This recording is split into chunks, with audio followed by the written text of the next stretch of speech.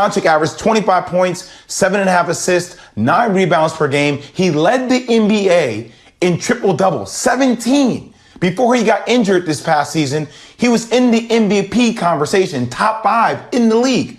In the league, he has been a meteorite that has been ascending. And the one thing I can say about him is there's certain players that when you see them on the court, he's must-watch TV. Zuby, you talked about that earlier in the segment about Giannis, about you felt like it was hard. Giannis doesn't pull you to the TV screen to watch.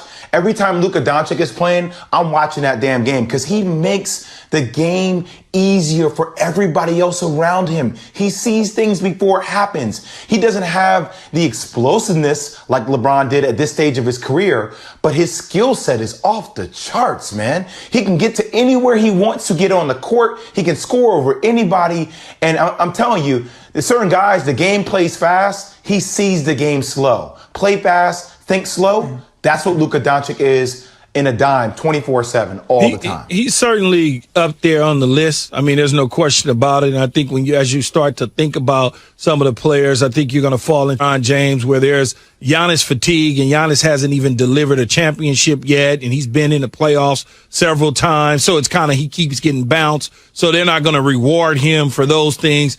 Anthony Davis, another big for the Lakers, is kind of going to split those conversations between LeBron, a teammate of his, and himself, so he's not going to win out on those things. You think about Steph Curry. Steph Curry, depending on where he would bring the Golden State Warriors to, if he all of a sudden, the Golden State Warriors are at the top of the heat, then you can't leave out Steph Curry because that means he's done some magical stuff to get them in that conversation. And then I think lastly, Kawhi Leonard.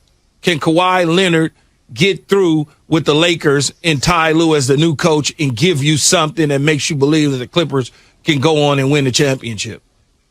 Key, I will say one dark horse. You can't look them over just because I think they are going to be the most polarizing team in the NBA if he's able to stay healthy is Kevin Durant. Well, yeah, Kevin of course, Durant is one of the most prolific scorers we've ever seen. He's a dark horse in this whole thing because if him and Kyrie start clicking at the right time, like between things that they're going to say, between things that they won't say, between IG stories and them going IG live, I'm just telling you, they're going to be the most talked about team in the NBA this year because of the electricity that they have between the two of them. Couple of points here, fellas, before we get back into some more NFL.